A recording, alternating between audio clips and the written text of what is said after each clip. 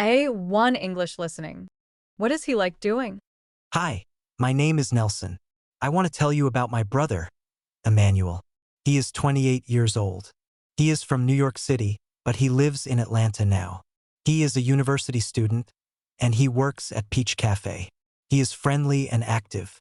Emmanuel loves playing basketball. On Saturday mornings, he plays basketball with his friends. He also likes reading books. He usually reads in the evening after school. Emmanuel also likes listening to music. He listens to music in the car when he goes to work and school. He loves playing video games too. Sometimes we play together online. He also likes watching movies in his free time. There are some things Emmanuel doesn't like. He dislikes cleaning the bathroom. Emmanuel hates cooking, but he doesn't mind washing the dishes. He also hates waking up early, but he has to for work and school. Emmanuel is busy with school and work, but he still enjoys his free time with his friends and family.